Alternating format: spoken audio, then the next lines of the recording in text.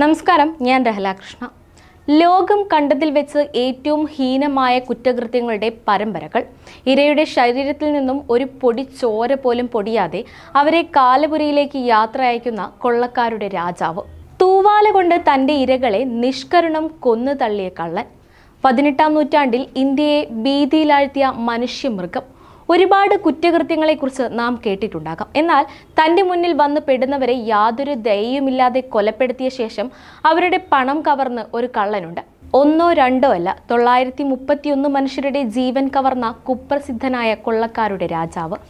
ഏറ്റവും കൂടുതൽ മനുഷ്യരെ കൊലപ്പെടുത്തിയതിനുള്ള റെക്കോർഡ് കരസ്ഥമാക്കിയ ഒരു കൊള്ളക്കാരനും അയാളുടെ കൂട്ടാളികളും. 4 ദശാബ്ദങ്ങൾ നീണ്ടുനിന്ന മനുഷ്യക്കരുതിയുടെ കഥകൾ തീർത്തും ഭയാനകമാണ്. ഇരയുടെ ശരീരത്തിൽ നിന്നും ഒരു പൊടി ചോര പോലും പൊടിയാതെ അവരെ കാലപുരിയിലേക്ക് യാത്രയാക്കുന്ന കൊള്ളക്കാരുടെ രാജാവ്. ഒരു റൂമാൽ മാത്രം ഉപയോഗിച്ച് ഇരയുടെ കഴുത്തിൽ വരിഞ്ഞു മുറുക്കി അവരെ കൊല്ലുന്നു. ശേഷം അവരുടെ വിലപിടിപ്പുള്ള വസ്തുക്കൾ അപഹരിക്കുന്നു. 18-ാം നൂറ്റാണ്ടിന്റെ അവസാനത്തിലും 19-ാം നൂറ്റാണ്ടിന്റെ തുടക്കത്തിലും മധ്യ ഇന്ത്യയിലെ അവാദിൽ സജീവമായിരുന്ന കൊള്ളക്കാരുടെ സംഘമായ തഗ്ഗി കൾട്ടിന്റെ പ്രധാനിയായിരുന്നു തങ് ബെഹ്റാം. ഈ കൊള്ളക്കാർക്ക് തങ്ങി കൾട്ട് എന്ന് പേര് നൽകുന്നത് ബ്രിട്ടീഷുകാരാണ്. തങ് എന്ന വാക്കിന്റെ അർത്ഥം തെമ്മാടി അല്ലെങ്കിൽ കള്ളൻ എന്നാണ്. ഇത് ഹിന്ദി പദമായ ടഗ്ഗിൽ നിന്നും ഇംഗ്ലീഷ് വൽക്കരിച്ചതാണ്. തഗ് ബെഹ്റാം 1765 മധ്യപ്രദേശിലെ ജബൽപൂർ ഗ്രാമത്തിനടുത്ത ജനനം. തഗ് ബെഹ്റാം ഒരു മനുഷ്യമൃഗമായി തീരുന്നതിന് മുൻപ് വരെ അയാളുടെ പേര് ബുഹ്റാം ജമന്തോർ എന്നായിരുന്നു. വളരെ ചെറുപ്പത്തിൽ തന്നെ കാളി പൂജ ചെയ്യുന്ന കൊള്ളസങ്കേതത്തിൽ ചേരുന്നു. അത്രയും നാൾ വരെ ഒരു കൊച്ചു ഗ്രാമത്തിലെ സാധാരണ കുടുംബത്തിൽ ജനിച്ച ജമീന്ദാർ വളരെ പെട്ടെന്ന് ഒരു രാജ്യം മുഴുവൻ ഭയക്കുന്ന കള്ളനും കൊലപാതകിയുമായിത്തീർന്നു. വളരെ അടുത്തൊരു സുഹൃത്ത് വഴിയായിരുന്നു സംഘത്തിൽ ചേരുന്നത്. തീവ്രമായ കാളി ആരാധന, കാളി പ്രീതിക്കായി നരബലി, മോഷണം എന്നിങ്ങനെ നിരവധി ചെയ്തികൾ ഈ സംഘം വടക്കേ ഇന്ത്യയൊട്ടാകെ ചെയ്തുകൂട്ടി. തൂവാലയിൽ പൊടിഞ്ഞ ജീവനുകൾ. തഗ് ബെഹ്റാം അയാളുടെ ഇരകളെ കൊലപ്പെടുത്തിയത് അവരവരുടെ ശരീരത്തിൽ നിന്നും ഒരു തുള്ളി ചോര പോലും പൊടിയാതെയായിരുന്നു. അതും തൻ്റെ ഇരകളെ കൊല്ലുവാൻ അയാൾക്ക് 10 സെക്കൻഡിൽ താഴെ മാത്രം മതിയായിരുന്നു. ഒരാൾക്ക് എങ്ങനെയാണ് ചോര പൊടിയാതെ വളരെ പെട്ടെന്ന് കൊല്ലുവാൻ സാധിക്കുക എന്നത് വലിയൊരു ചോദ്യം തന്നെയാണ്. പക്ഷേ ഇങ്ങനെയൊക്കെ ചെയ്യുവാൻ ബെഹ്റത്തിനെ പോലെ രക്തം തണുത്തുറഞ്ഞ മനുഷ്യന് നിഷ്പ്രയാസമാണ്. എൻ്റെ മുന്നിൽ വന്നു പെടുന്നവരെ കൊല്ലുന്നതിനായി ബെഹ്റാം തന്നെ മുന്നോട്ട് വെച്ച സൂത്രമായിരുന്നു റൂമാൽ ഉപയോഗിച്ച് കഴുത്ത് ഞെരിച്ച് കൊല്ലുക എന്നത്. മഞ്ഞ തൂവാല, അതിൻ്റെ ഒത്ത നടുവിൽ വട്ടത്തിലുള്ള ഒരു നാണയം. ഇരയുടെ കഴുത്തിൽ തൂവാലയിട്ട് അമർത്തി പിടിക്കുമ്പോൾ നാണയം കഴുത്തിൻ്റെ നടുക്കായി അമരുന്നു. ഇത് വായുസഞ്ചാരം കുറയ്ക്കുന്നു. തനിക്ക് എന്താണ് സംഭവിക്കുന്നതെന്ന് ഇരകൾ തിരിച്ചറിയുന്നതിന് മുൻപ് തന്നെ മരണം സംഭവിച്ചിട്ടുണ്ടാകും. ഇങ്ങനെ ഒന്ന് പ്രതികരിക്കുവാൻ പോലും കഴിയാതെ മരിച്ചവർ ഏറെയാണ്. കൊള്ളക്കാരുടെ പ്രധാനപ്പെട്ട ഇരകൾ കാൽനട യാത്രക്കാർ, കച്ചവടക്കാർ, സഞ്ചാരികൾ എന്നിങ്ങനെയായിരുന്നു.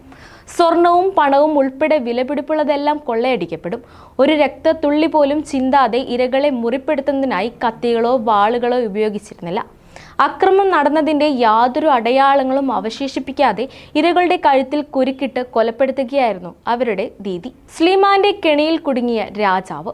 തങ് ബെഹ്റാമിൻ്റെയും സംഘത്തിൻ്റെയും പിടികൂടേണ്ടതിൻ്റെ ആവശ്യകത വർദ്ധിച്ച വന്ന കാലം. ബ്രിട്ടീഷ് ഭരണകൂടത്തിന് തന്നെ തലവേദനയായി മാറിയ തിങ്കികൾ. ബ്രിട്ടീഷ് സർക്കാർ തങ് ബെഹ്റാമിനെയും സംഘത്തിനെയും പിടിക്കുവാനായി ഉത്തരവിടുന്നു.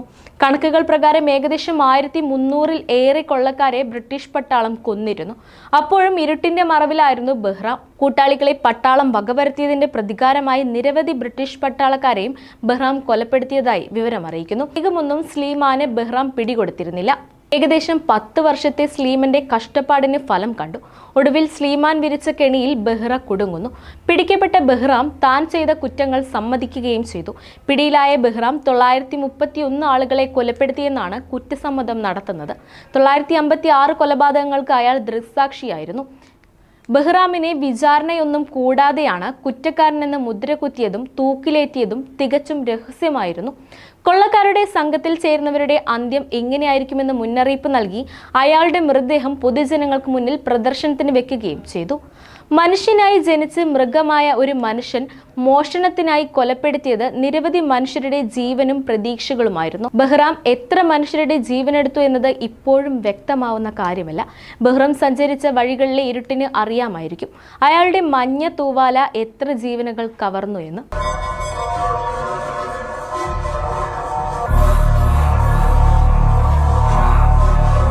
കേരളത്തിൽ നടക്കുന്ന കൊലപാതക പരമ്പരകൾ.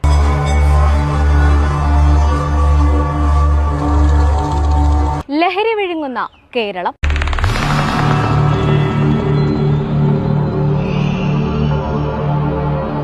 കുട്ടികൾക്ക് നേരെയും സ്ത്രീകൾക്ക് നേരെയും നടക്കുന്ന ലൈംഗിക ആക്രമണങ്ങൾ.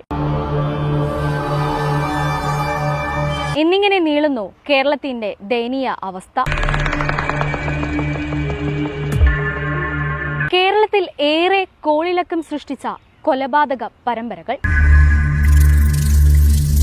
1968 മരിയക്കുട്ടി കൊലക്കേസ്, 1980 കരിക്കൻ വില്ല കൊലപാതകം, സുകുമാരക്കുറുപ്പ്, 2011 സൗമ്യ വധക്കേസ്, കൊല്ലം അഞ്ചൽ വധക്കേസ്, 2016 കൂടത്തായി കൊലപാതകം, 2022 പാറശാല ഷാരോൺ വധക്കേസ്,